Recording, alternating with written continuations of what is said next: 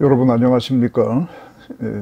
아가서 17번째 시간입니다. 본문은 6장 13절에서 7장 9절까지의 말씀입니다.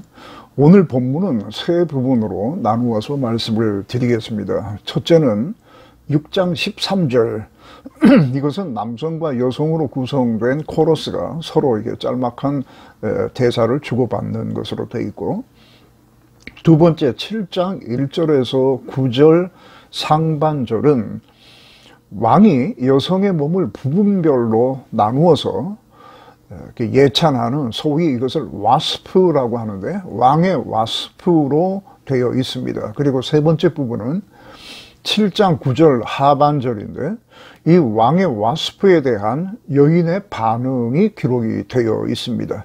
이것을 차례로 말씀드리겠습니다.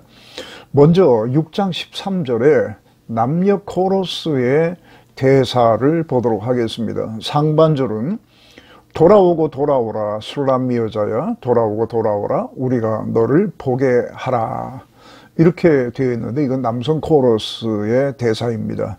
그리고 하반절은 여성 코러스가 이에 응대하는 내용으로 되어 있습니다. 너희가 어찌하여 마하나임에서 춤을 추는 것을 보는 것처럼 술람미 여자를 보려고 하느냐, 이렇게 되어 있습니다. 이 남성 코러스가 있다고 지금 제가 말씀을 드렸는데 이 구절에서 처음 나타나고, 그리고 8장 8절과 9절에 남성 코러스가 또 한 번 나타납니다. 여기서 돌아오라 돌아오라 술람미야 이렇게 돌아오라가 4번 반복되는 이 구절에서는 왕의 마음을 대신해 주는 역할을 하고 있습니다. 그리고 8장에 있는 남성 코러스는 주인공 여성의 오빠 역할을 합니다. 그것은 나중에 그 본문을 보시면 알 수 있습니다. 두 그룹의 남성 코러스가 있다는 뜻이 아니라 남성 코러스가 이 두 가지의 역할을 담당하고 있다라고 말씀을 드리는 것입니다.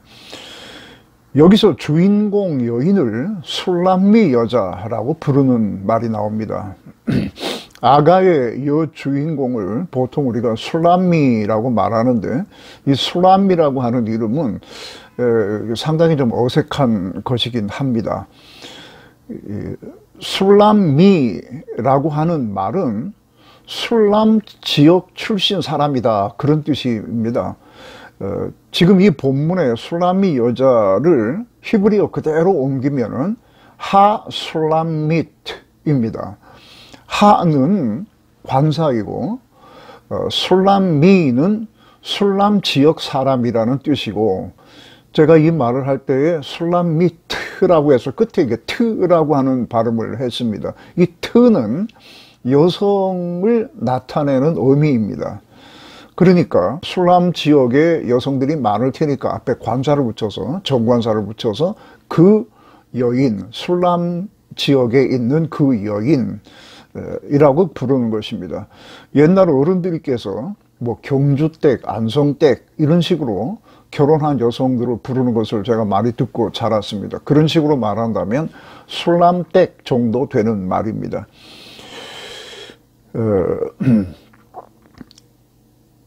그래서 술람미트라고 부르는 것이 맞겠지만은 그저 옛날부터 술람미라고 불렀기 때문에 저도 그냥 술람미라고 하는 말을 쓰고 있습니다.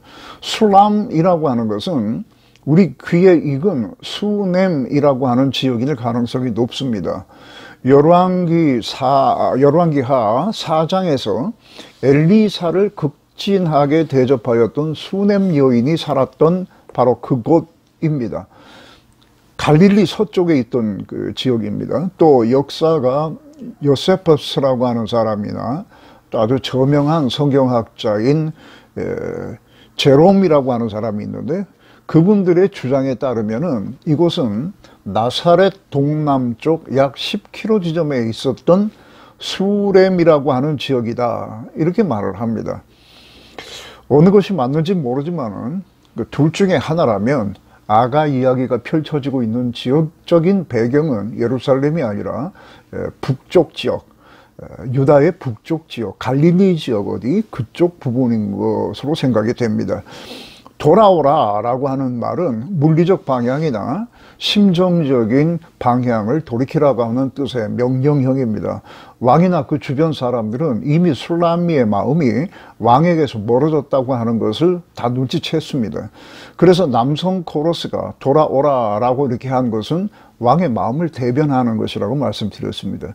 돌아오라가 4번이나 반복되어서 쓰인 것으로서 이것은 굉장히 간절한 어떤 요청이라는 것을 알 수 있습니다. 이에 대해서 여성 코러스는 이들이 왜 이렇게 술람미를 찾는지에 관해서 말을 합니다. 그것이 바로 13절 하반절에 나옵니다. 너희가 어찌하여 마하나임에서 춤추는 것을 보는 것처럼 술람미 여자를 보려고 하느냐. 그들이 술람미를 찾는 혹은 왕이 술람미를 찾는 그 동기나 이유가 이 속에 들어 있습니다. 마하나임이라고 하는 것은 그 본래 말의 뜻이 2개의 진영, 군대를 말하는 겁니다. 2개의 군사 캠프라고 하는 뜻입니다. 창세기 32장 2절에서 야곱이 도피 생활을 마치고 돌아올 때에 이곳에서 하나님의 군대를 보고 그것을 기념하기 위해서 이름을 이렇게 붙인 곳입니다. 바로 그곳입니다. 이것이 만약에 군사적인 의미하고 관계없이 쓰였다면은 2개의 그룹이 이렇게 마주보고 있는 어떤 것을 의미할 수도 있습니다. 이에 대해서도 많은 의견들이 제시되어 있습니다만은 내용의 흐름으로 볼 때에 이것은 규모가 큰 군대 2진영을 의미하는 것으로 볼 수 있습니다. 그렇다면 마하나임에 춤추는 것을 보듯이 술람미를 보려고 하느냐, 이 말은 무슨 말일까요? 이 마하나임에 춤추는 것, 이것은 남성들만 있는 군대에서 성적 욕구를 해소시키기 위해서 선정적인 춤을 추는 그 댄서를 보듯이 술람미를 보려고 하지 말라, 이런 뜻이 되는 것입니다. 왕이 술람미를 다시 보려고 하는 것, 그 이유를 여기에서 암시하고 있습니다. 이제 이어지는 7장 1절에서 9절 상반절에 보면 이 왕의 와스프가 나오는데 이 왕의 속 마음이 그대로 드러납니다. 지금까지는 뭐 이렇게 좀 어느 정도 감춰져 있었다라고 할 수 있지만은 이 와스프에서 왕은 노골적으로 자신의 마음을 드러냅니다. 왕의 와스프는 여성의 발로부터 시작해서 위로 이렇게 올라갑니다. 넓적다리, 배꼽, 허리, 유방, 목, 머리 이렇게 훑어서 올라가고 있습니다. 7장 1절에 보면 신을 신은 발이 아름답다 이렇게 해서 발부터 시작을 합니다. 요즘도 그렇지만은 이들의 여성의 아름다움을 말할 때에 발을 매우 중요하게 다루었기 때문에 그 신발에도 굉장히 많은 그 신경을 썼는 것 같습니다. 에스겔 16장 10절에 보면 귀한 여성들은 물돼지 가죽으로 만든 신을 신었다 이런 말이 있는데 이런 것들을 특별히 언급한 것을 보면은 패션의 시작을 발로 생각을 하는 것 같습니다.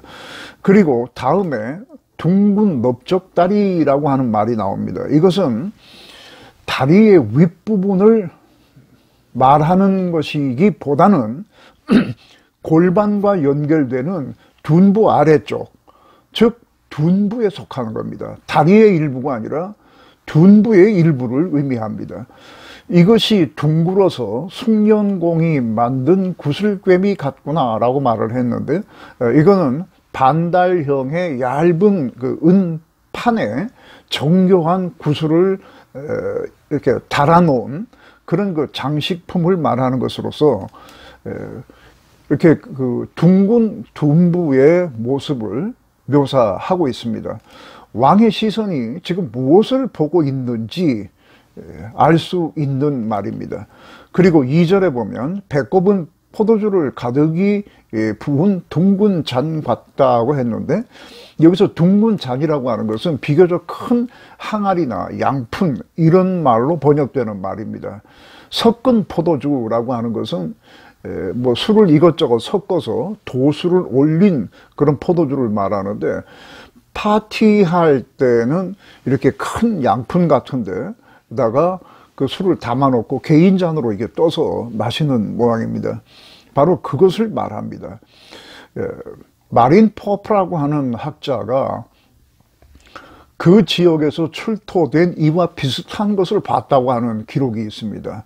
그것은 깊이가 한 50cm, 또 직경이 약 한 45cm 정도 되는 아주 굉장히 큰 그릇이었다고 그럽니다. 지금 배꼽과 그것을 이렇게 연결해서 말하고 있습니다. 고대 여인 조각상들을 보게 되면 여성의 배꼽을 굉장히 크게 강조해 놓은 것이 많이 보입니다. 뭐 왜 그랬는지는 잘은 모르겠지만은 아마도 어떤 성적인 것을 상징하는 것으로 보입니다. 목동은 여성의 배꼽이 어떻다, 엉덩이가 어떻다 이런 말 하지 않습니다. 여기서 한 가지 이상한 점을 발견할 수가 있습니다. 이 선정적인 춤을 추는 벨리 댄서들은 배꼽 주변에 화려한 장식을 해서 그것을 강조하는 의상을 입습니다. 뭐 요즘에도 보면 뭐 그런 거 볼 수 있고, 옛날 그림 같은 것을 봐도 뭐 그런 그 흔적들이 있습니다. 그러나 이런 춤은 아무나 추는 것이 아닙니다. 술람미가 춤을 추고 있는 것을 왕이 지금 보고 거기에 대한 와스프를 이렇게 한다고 하더라도, 술람미가 춤을 추었다면은 뭐 민속일이나 축제일 같은 그러한 경우에 사람들이 모여서 추는 그 라인 댄스, 유대인들이 그런 거 많이 하죠. 그런 것을 했을 텐데, 그런 춤을 출 때에 배꼽이 노출된 벨리 댄서의 의상을 하지는 않았을 것입니다. 그렇다면 왕의 이 와스프는 보이지 않는 것을 보는 것처럼 뭔가 지금 상상력을 동원하고 있는 것입니다. 그리고 허리 부분을 말합니다. 허리는 백합화로 두른 밀단 같다고 했습니다. 추수 후에 들판에 세워놓은 밀단을 의미할 것입니다. 이것이 흩어지지 않도록 중간에 어떤 그 띠를 둘렀는데, 백합화는 일종의 연꽃 같은 것으로서 그 줄기가 길기 때문에 그것으로 아마 이렇게 묶었는 모양입니다. 거기에 백합화가 뭐 몇 군데 이렇게 있었겠죠. 그런데 그 허리의 아름다움을 표현하기 위해서 백합화 줄기로 했다 이렇게 말하지 않고 백합화로 둘렀다 이렇게 표현을 하는 것으로 보입니다. 그리고 3절에 보면 두 유방은 암사슴의 쌍태 새끼 같고, 이것은 아가서에 여러 차례 쓰인 표현입니다. 그러나 전체 맥락을 볼 때에 같은 말이라도 누가 어떤 의미로 했느냐에 따라서 이 말의 의미는 달라질 수가 있습니다. 4절에는 목은 상아망대라고 했습니다. 상아로 목이 되어 있다고 하는 것은 존귀함을 나타내는 것입니다. 여기에 대해서는 길게 말하지 않겠습니다. 그리고 여인의 눈을 헤스본 바드라빛 문 곁에 있는 연못이라고 하는 말을 사용합니다. 이것은 그 헤스본이라고 하는 그 지역에 있는 그 연못을 의미하는 것으로 보입니다. 그 위치는 요단강을 중심으로 해서, 예루살렘이 이쪽에 있다면 요단강을 중심으로 해서 이게 대칭되는 정도 지역에 있는 뭐 해발 한 1000m 정도 되는 높은 지역에 있는 곳입니다. 경관이 굉장히 아름답다고 그럽니다. 그래서 옛날에 그 느부갓네살이 왔을 때에 그것을 보고 공중도시라고 하는 이름을 지었다고 합니다. 요즘에도 관광객들이 여기에 많이 간다고 할 정도입니다. 이 바드라빔 문이라고 하는 것은 헤스본 성에 들어가는 주 대문이고, 그 앞에 물이 비교적 맑은 큰 연못 두 개가 있는 것 같습니다. 척박한 지역에 맑은 물이 고인 그 연못은 상대적으로 더 아름다워 보일 것입니다. 여인의 두 눈을 이렇게 비유하고 있습니다. 그리고 코는 다메섹을 향한 레바논 망대와 같다라고 말합니다. 솔로몬은 레바논에 마병과 병거를 주둔시킬 수 있는 성을 구축한 적이 있습니다. 주로 이스라엘 북쪽 지역을 통해서 들어오는 적군을 방어하기 위한 목적으로 세워놓은 것입니다. 오똑하게 솟은 코를 연상합니다. 또 드리운 머리칼은 자줏빛이 있다 이렇게 말합니다. 위쪽으로 말아 올린 머리가 있고 또 아래쪽으로 드리워진 그 머리칼이 또 있는 것 같습니다. 그리고 5절 시작에는 머리카락이 갈멜산 같다 이렇게 말하는 게 나오는데 이 갈멜산은 엘리야가 기도했다는 그 갈멜산을 말할 것입니다. 팔레스타인 서해안에 인접해 있는 이 꽃갈처럼 솟아오른 매우 아름다운 산입니다. 위로 말아 올린 여성의 머리, 이것을 눈에 보이듯이 지금 설명을 하고 있습니다. 드리운 머리칼은 자줏빛이다 이렇게 말을 하고 있는데, 이 머리카락이 자줏빛이 되려면은 염색을 하거나 아니면 또 다른 방식으로 뭐 어떻게 할 수가 있겠죠. 염색을 한 것이라면 아마도 카밀이라고 하는 것이나 붉은 헤나를 사용하였을 것이라고 합니다. 그런데 이것이 매우 고가품이고 또 그 색이 굉장히 아름답다 그럽니다. 요즘에도 아마 그 헤나를 이용한 염색약이 있는 것으로 알고 있습니다. 또 염색한 것이 아니라면 밤에 모닥불 같은 것에 이 까만 머리카락이 비추어졌을 때에 이것이 아주 매력적인 자줏빛으로 이렇게 잠깐씩 보일 수가 있습니다. 이것이 어찌나 아름다운지 왕이 그 머리카락에 매였다고 말을 하고 있습니다. 매였다고 번역된 말은 사로잡다라고 하는 동사의 수동분사형입니다. 그러니까 왕이 그냥 왕의 마음이 그것으로 사로잡혔다 이러한 뜻이 되겠습니다. 6절에서 사랑아 내가 어찌 그리 아름다운가 라고 해서 여인의 아름다움에 대하여 찬사를 다시 한번 반복을 하고 있고, 그리고 그 다음 7절에서는 왕은 여인을 종려나무에 비유합니다. 내 키는 종려나무 같고 유방은 열매송이 같다 이렇게 말합니다. 종려나무를 말하는 것은 체형에 대한 묘사이겠지만 대추 야자 열매 같은 여인의 유방을 말하기 위해서 그 나무를 먼저 말하는 것으로 보입니다. 강조는 그 유방을 상징하는 열매에 있습니다. 그리고 8절에 내가 말하기를 내가 종려나무에 올라가 그 가지를 잡으리라 이렇게 말하고 있는데, 여러분 여기에서 왕은 자신이 가지고 있는 생각을 거침없이 그대로 드러내고 있습니다. 그 왕이 왜 술람미에게 은을 박은 금사슬을 준다, 또 아플레온을 타고 와서 자신의 신분을 과시한다, 또 뭔가 기대를 갖게 한다 하는 이러한 행위를 한 이유가 이 속에 들어 있습니다. 여기 내가 말하기를 이라고 하는 표현이 있는데 이 말에 주목하시기를 바랍니다. 이 말은 자신의 소원이나 생각이 어떤 것인지를 드러내는 것입니다. 그전부터 내가 기어이 하려고 했던 것이 이것이다 라고 하는 것을 표현하는 일종의 관용구입니다. 그가 마음에 품고 있었던 생각은 다른 것이 아닙니다. 그 종려나무에 올라가서 가지를 잡는 것이라고 했습니다. 잡는다는 강하게 움켜잡는 것, 자신의 소유로 기어이 소유하겠다 뭐 이런 뜻이 되는 것이고, 가지라고 하는 말은 일반적인 나무에서 보이는 그 가지가 아닙니다. 그 말의 뜻은 나무 꼭대기에 있는 열매 뭉치를 말하는 겁니다. 왕이 기어이 하려고 했던 것은 바로 다음 구절에서 밝히는 대로 그 열매인 대추야자, 즉 여인의 유방을 움켜잡는 것, 소유하겠다고 하는 것입니다.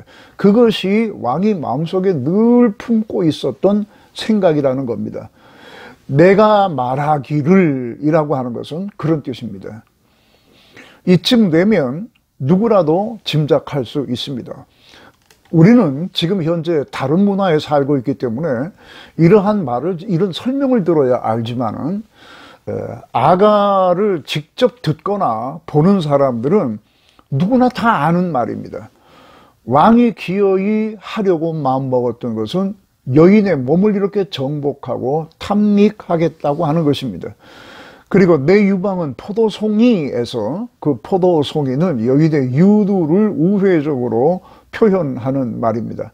그리고 이어서 나오는 콧김, 너의 콧김이 사과향기 같다 이렇게 말을 하는데, 콧김은 얼굴이 밀착된 상태에서 느끼는 상대의 숨을 의미하는 것입니다. 왕이 지금 무엇을 상상하고 있는지 충분히 알 수 있습니다. 왕이 처음부터 술람미에게 은을 박은 금사슬을 주겠다, 또 아펠론 이렇게 태우겠다, 이러한 것은 이 여인의 삶을 풍요롭고 행복하게 해 주려는 것과는 아무 관계가 없습니다. 목동과는 이런 면에서 왕은 확연한 차이가 납니다. 그저 왕이 바라는 것은 지금 말씀드린 바로 그것밖에 없습니다. 그리고 9절은 둘로 나눠진다고 말씀드렸어요. 9절 상반절은 이렇게 되어 있습니다. 내 입은 좋은 포도주 같을 것이다. 이것은 왕의 와스프가 여기까지 계속되는 겁니다. 마무리를 내 입은 좋은 포도주 같을 것이다 했습니다. 이 포도주는 내 사랑하는 자를 위하여 미끄럽게 흘러내린다. 이게 바로 연결이 되어 있는데, 이것은 왕의 말이 아닙니다. 앞에 내 입은 좋은 포도주 같을 것이다. 이것은 왕의 와스프고, 그 뒤에 따라 나오는 이 포도주는 내 사랑하는 자를 위하여 미끄럽게 흘러, 이거는 여성의 대사입니다. 그러니까 9절도 상반절과 하반절로 제가 구분해서 지금 말씀을 드리는 것입니다. 내 입은 포도주라고 하는 말은, 그 입이라고 하는 것은 히브리어로 히케라고 하는 말이 쓰인 겁니다. 이것은 입술이나 혀 이런 걸 가리킵니다.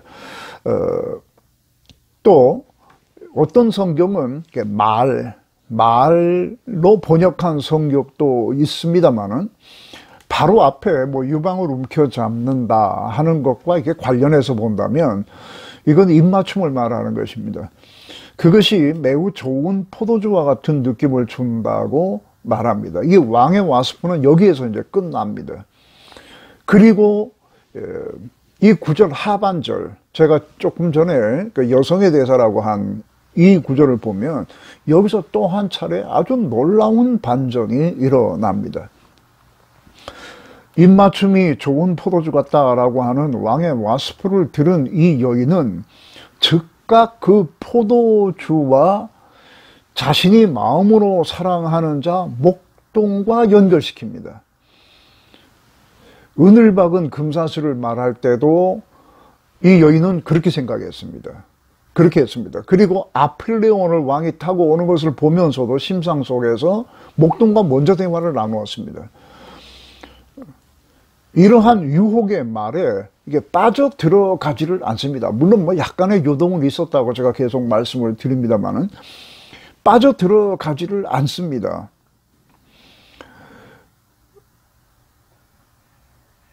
왕은 이렇게 말을 하게 되면 여인의 마음이 어느 정도 녹아들 것으로 생각을 했겠지만은 지금 정반대 현상이 일어나고 있습니다.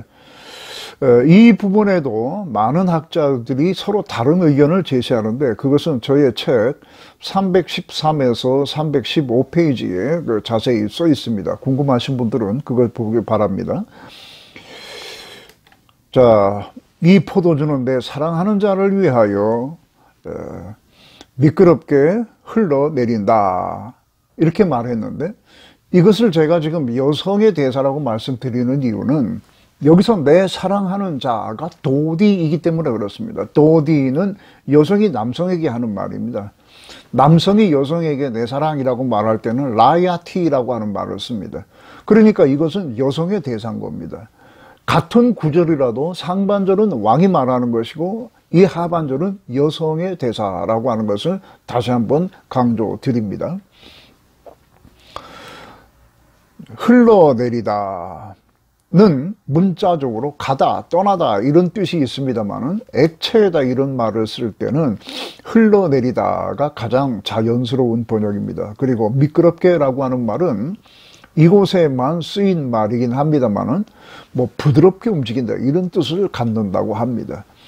그리고 그 뒤에 자는 자의 입을 움직이게 한다라고 하는 말이 따라 나옵니다.